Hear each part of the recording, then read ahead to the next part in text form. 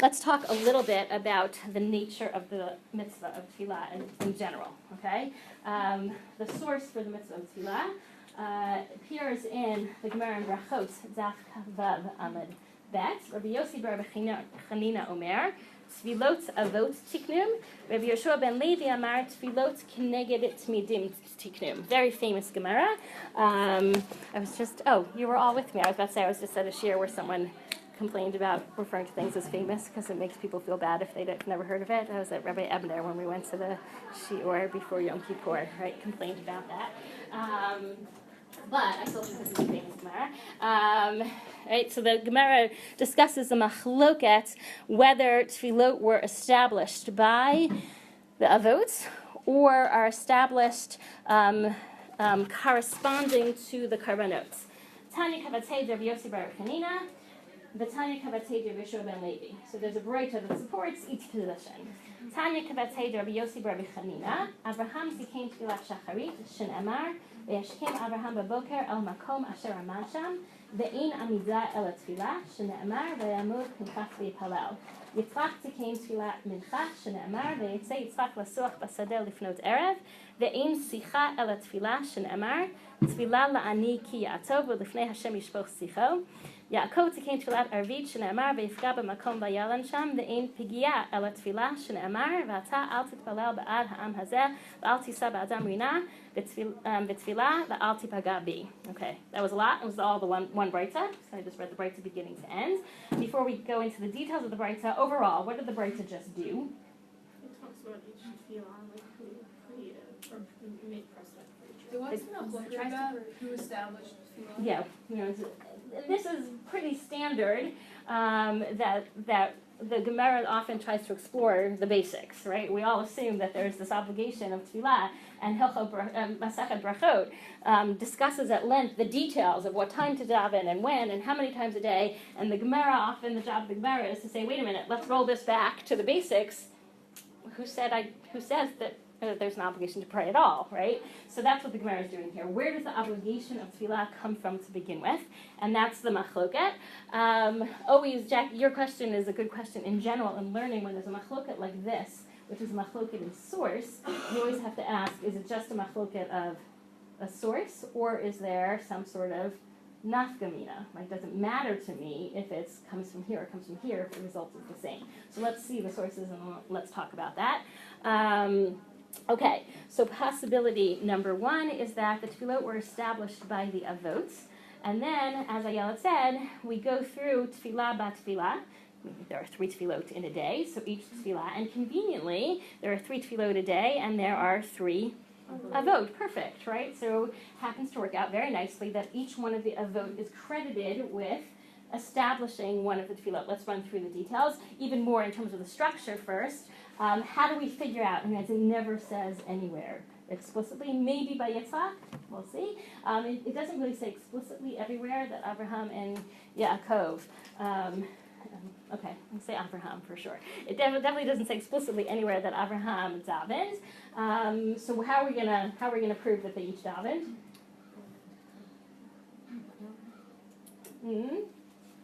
Actually, the references here, we're going to get to the karbanot option later. Yeah, Orly?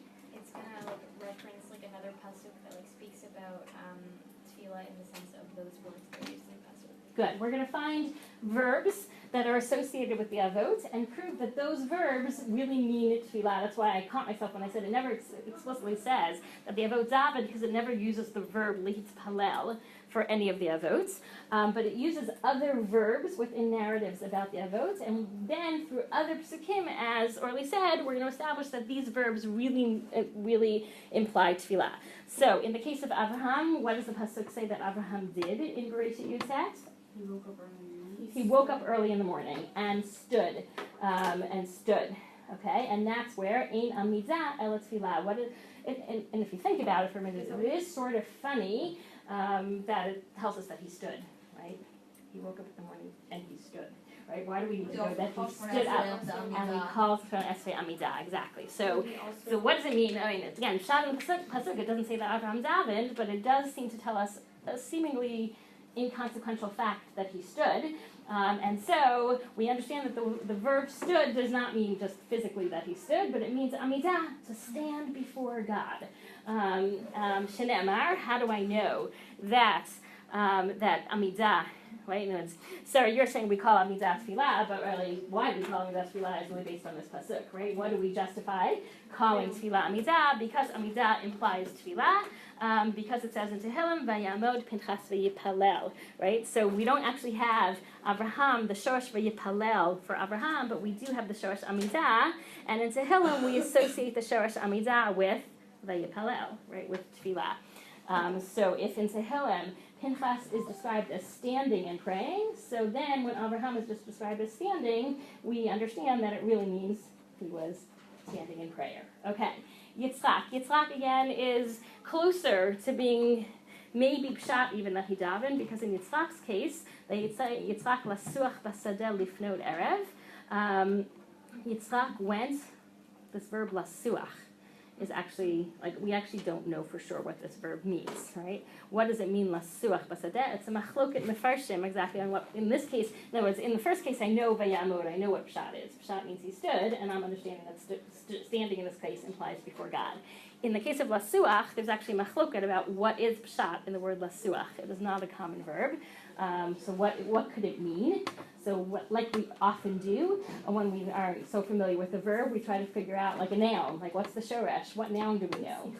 Sicha is one option. Any other options? Sicha is the one the Gemara is going to go for, so you're right. But any other options? Siach, which also it could be sicha, but there's another word, siach, which is totally unrelated to sicha, with this conversation. Siach is a plant. Okay, so some of the Mefarshim understand that lasuach basadeh meant he went to take a stroll, like in a garden, right? Lasuach, he was going out to look at nature, right? He's taking a stroll. And that is pshat. What happens then? He goes out to take a stroll, and anyone know where this scene happens? What's happening? Oh, that's Yaakov. Are we talking about Yitzchak? Yeah, Rivka. That's when he sees Rivka coming with Evet Abraham, and he meets Rivka for the first time.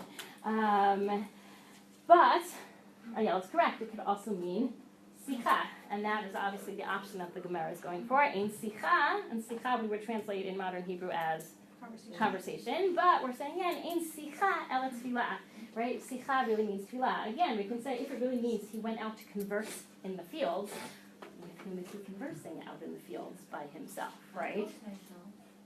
Okay, Yeah. so he's doing hitbodedut, right? Some of you have just done some hitbodedut, right? He's doing some hitbodedut. Ein sicha ela tefillah.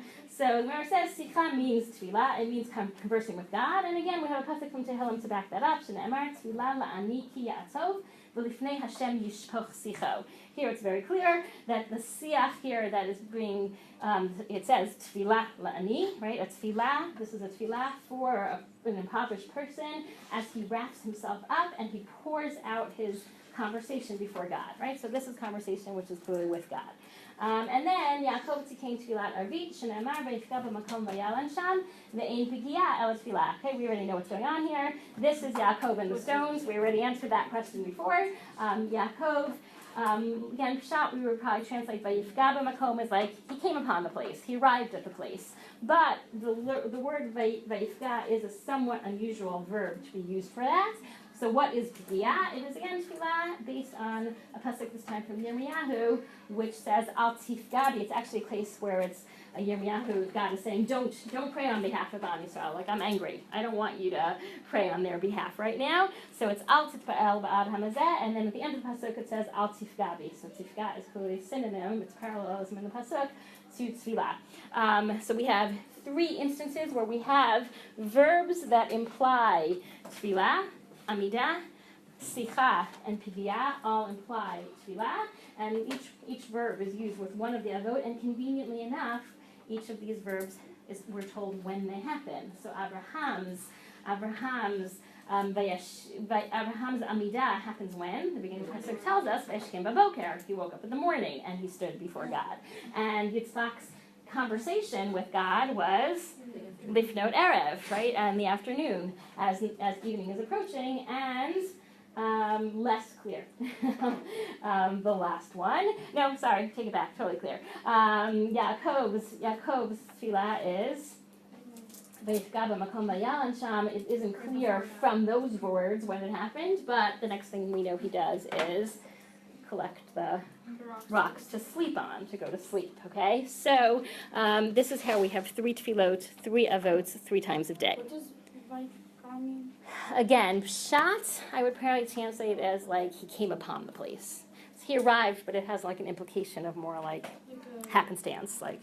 So I don't understand how we get Mara from that. Again, because we have a pasuk in Yirmiyahu which uses the word of tifgabi as, which is to come in contact with, right? Lifgo is to come in contact with, and in Yirmiyahu it's being used with coming in contact with God. Okay, that was the first brayta. Second brayta, which is now going to support Rabbi Yeshua ben Levi. Tanya kavatei Rabbi Yeshua ben Levi, mipnei ma amru tfilat hashachar ad chatzot, sheharei tamid shel shachar karei v'holech ad chatzot. Rabbi Yehuda omer ad arba shot, sheharei tamid shel shachar karei v'holech ad arba shot. Mipnei ma amru tfilat mincha ad ha'erev, sheharei tamid shel bein ha'arbaim karei v'holech ad ha'erev. Rabbi Yehuda omer ad plag hamincha, sheharei tamid shel bein ha'arbaim karei v'holech ad plag hamincha. Umpnei ma amru tfilat ha'erev ein la kevesh, sheharei evarim upatarim shelo nitzaklu me be'erev krevim v'hochim kol halayla. Okay. Second brayta is working a little bit more with the details of the mitzvah of tefillah, and is actually it's not directly answering who established tefillah, it's answering something else, but we're bringing in as a support for the fact that tefillot were established to correspond to karbanot. How do I know that? Because what is clearly does correspond to karbanot are mipnei ma amru tefillah hashachar ad chatzot. What we're really questioning in this brayta are not tefillah itself, but the times of tefillot. So how do I know that tefillat shacharit can be said up to midday? And the answer is? That's the morning a korban could be done. Right. Tamid shel shachar, meaning karban tamid is the daily karban that's given 354 days a year in the lunar calendar, right? Given every single day the karban tamid, even when there are extras for holidays, there's always a karban tamid, and the karban tamid is divided into 2 parts: tamid shel shachar and tamid shel bein ha'arbaim, morning and night. So the time for tefillat shacharit is very clearly established in this brayta as corresponding to the end time of the karban shel tamid shel shachar. And then, how do I know that I can daven mincha all the way until the evening, until sunset? Because the afternoon karban tamid shel bein ha'arbaim was given until sunset, right? That was the time. Bein ha'arbaim is the phrase which is used for afternoon, right? I mean, it's related to yes, it's a difficult phrase because it's Erev, but bein ha'arbaim translates as afternoon. It implies like later afternoon. And now, okay, so we have what's the weakness in what just happened until now in the brayta is it was very nice when we were corresponding the tefillot to the avot because we have 3 tefillot a day and we have 3 avot, right? But now we're corresponding it to the karban tamid, but the karban tamid is only given in 2 parts, right? Not in 3. So we understand shacharit and we understand mincha. What about arvit? Mipnei ma amru tefillat ha'erev ein la keva. Why did we say that tefillat arvit does not actually have a set time? Because the limbs and parts, insides that have not been devoured in the evening are sacrificed and continuously the whole night. Meaning there is not a separate karban at night. This has implications in halacha l'maaseh in terms of our tefillot. There is not a 3rd karban tamid, but what would happen at the end of the day in the mikdash, right? The kohanim are cleaning up, finishing up, and what would happen is they would collect all the leftovers, right? All the leftover animal parts that they find lying around from the karbanot of the day, and they would put those on the fire to burn all night. Right? So tefillat arvit corresponds not to a distinct karban, but to the leftover karbanot. Okay. I skipped a piece here in this passage, right? The Gemara goes back and forth. I'm interested in getting to the conclusion here. Tiyuvta de Rabbi Yossi b'Rabbi Chanina. Okay? So the part I skipped, you can see from the word tiyuvte that what we just skipped, what's a tiyuvta? Meitve? Does it help if I say meitve?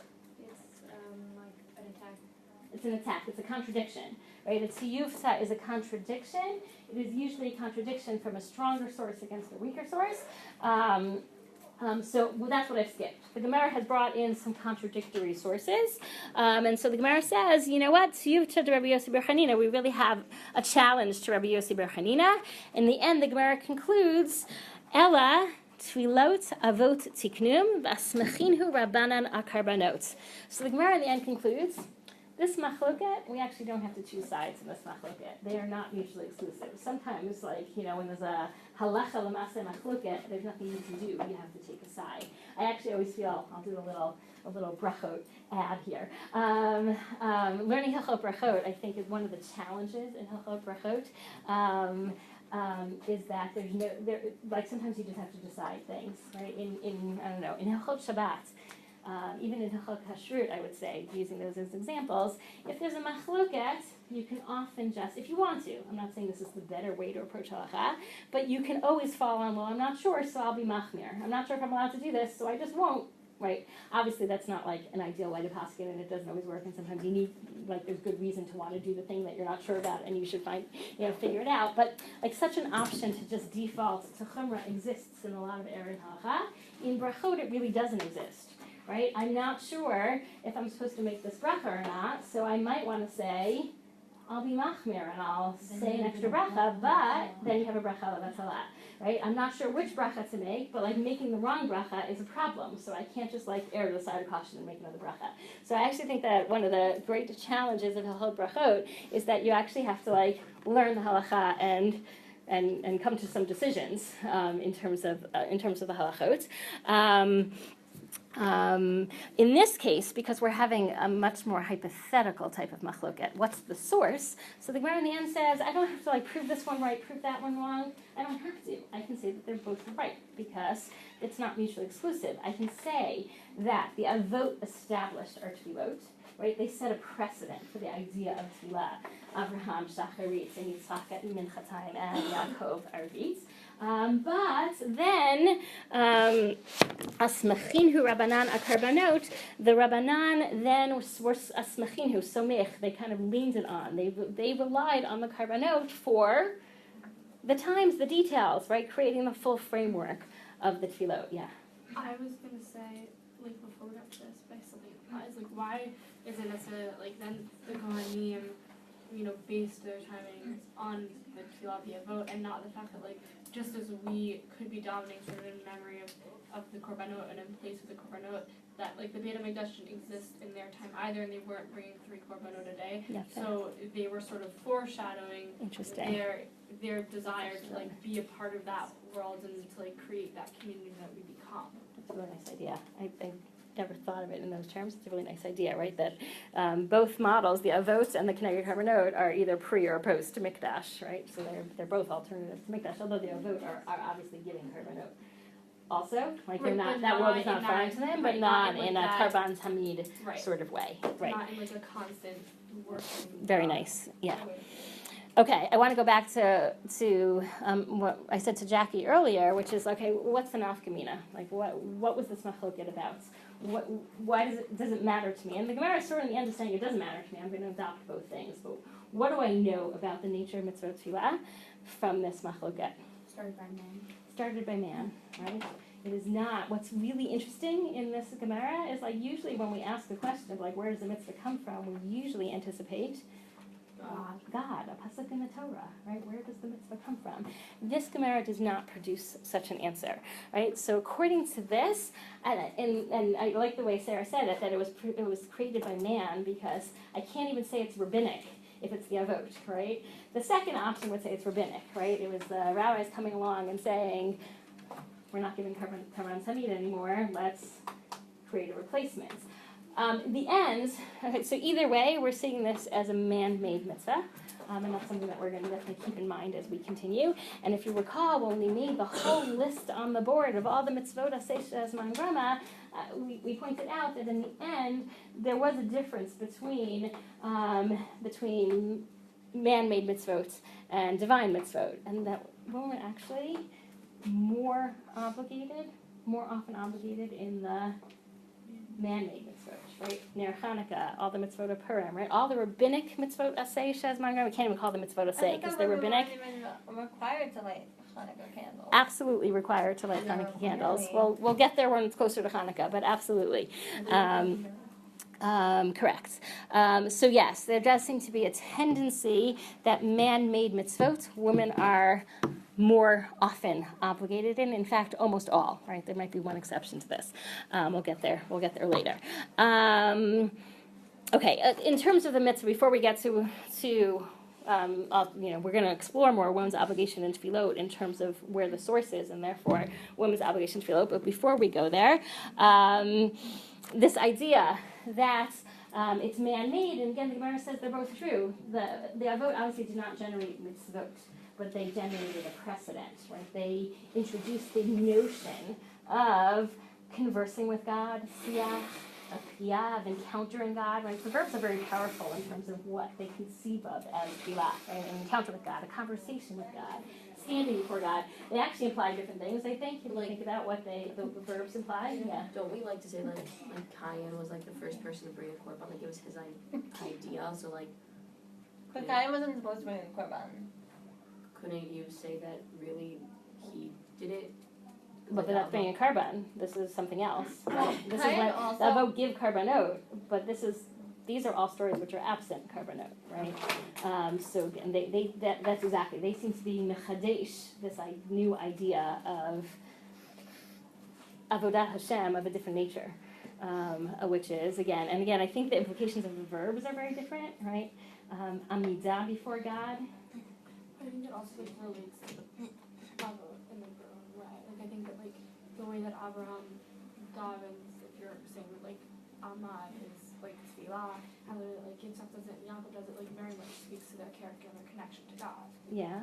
I think that like the way that Abraham sort of like takes all of these tests and like there's very much sort of like the separation of like prove, like stand before me and like prove to me that like that you believe in me, that you trust me, that you can follow in my ways. That's very much like I'm going to stand before you and sort of like not necessarily like try and connect with you but like more of a tefillah, like a receiving kind of way. Mm-hmm. And then to say to discuss with God like in terms of I think like with like children and everything, and just I think like Or maybe relationship. What? he also he didn't just have no one told him the korban thing that he was gonna be brought up. People were he wasn't told you should he knew he was going to be I want to be part of it, so he I guess you could say responded to God in his own way instead of just being you're telling me to do it, so I'll do it. He was no, I want to do it. Right, he's going and standing, but I think it's also much more first I receive and then I act. He's standing before God and saying tell me what to do, give me more guidance, and then I think Yitzchak's entire life is much more of a conversation with God, especially in comparison to his father and how that was that relationship formed. And when I think of Yitzchak and conversations with God, I definitely think of him and Rivka standing there and adopting for kids, and that's definitely a conversation. Which, by the way, there is a place where the Torah actually says it. But yeah, it's Ter Yitzchak, right? There's a word for tefillah there. That is clearly not associated with a daily tefillah. That is clearly associated with a need of the moment, which is why this Gemara doesn't quote it. But you're right. Yitzchak is someone we see praying.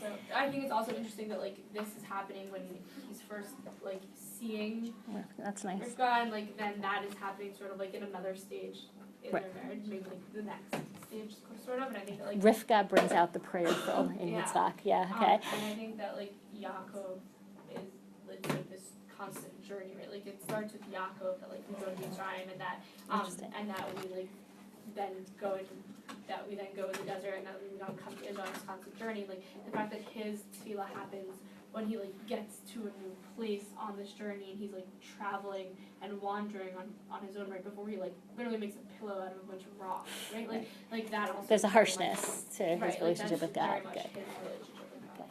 Beautiful. Okay. Again, I'm sure every person can take it in a slightly different direction, but again, if I had to sum up, I think if you're using words I don't know, seems like Abraham, Amidah, And as Sarah said, we call it amizad, it has more of an implication of yira, right? Like I'm standing before God, right? There's a more intimacy in the sikha, like imagery, and tkiya is even, I don't know, the word tkiya is, in modern Hebrew, pigua is actually an attack. Also, Like if there's it's by, something like, happenstance. yeah, there's something a little harsher, and I think you're right, Yaakov's relationship and his circumstances are pretty harsh, right? Yitzchak is just like, by himself, waiting, like kind of like really doing his bodedut, right? There's much more of a an intimacy in that. Okay. There's a lot more hardship, but like they were hidden. Like our hardship obviously was kind of like, I'm testing you, and Yaakov was getting like life just thrown at him. Right, constantly, right? Okay. Again, my goal today, was to just like develop the idea of tefillah a little bit. What we are still asking is an actual source for tefillah, which is telling in the sense that this Gemara doesn't seem to think that there is a source in the Torah, because when it's looking for where tefillah was established, it goes to these biblical precedents, and it goes to something clearly rabbinic, which is the karbanot and the lack of karbanot, and this is kind of corresponding to the karbanot. What we will look at next time is that the Rambam actually kind of defies this Gemara a little bit, and the Rambam actually quotes the Midrash, which tells us, no, tefillah is a fulfillment of a mitzvah in HaTorah. And this is going to be a fundamental machloket about how we look at tefillah. Is it, as Sarah said before, a man-made mitzvah, or is it something which is actually a divine command? And it has all sorts of practical ramifications, I think, conceptually in how we look at tefillah, but also in terms of practical halakha. Yeah. Can you just resolve this machloket by, like, seeing if people daven before or during while they're giving korbanot? Great. Yes. So the Gemara in the end is basically doing that. The Gemara is saying it's not mutually exclusive. Tefillah, where the idea of prayer was established by the Avot, and people did pray. Right? But then there's some practical level of, at some point, and it seems to be historical, that Asmachinu Rabbanan Akra, when the rabbis wanted to actually establish it not as like, oh, this is a precedent of something nice that was done, but as something that is obligatory and mandatory that we have to do, then they pulled in the karbanot piece. But I think the Gemara is trying to soften it a little bit from being like this mandatory thing to something which is mandatory, but a continuation of something that the Avot had established as a precedent of how we relate to God. What they should have figured out before they started like having this machloket was like what tefillah means. If it's like talking to God versus if it's like mincha. Right. Maybe the Gemara is doing the opposite, which is trying to figure out what tefillah means by having this machloket. Does that make sense? Yeah. Okay, great. You wouldn't need to have the machloket if you knew the answer. Right. Okay, so I think this is a way of kind of delving into what tefillah really means. Okay? Yafeh, thank you. I don't know how to stop this. Do you have 5 minutes to talk to me, or are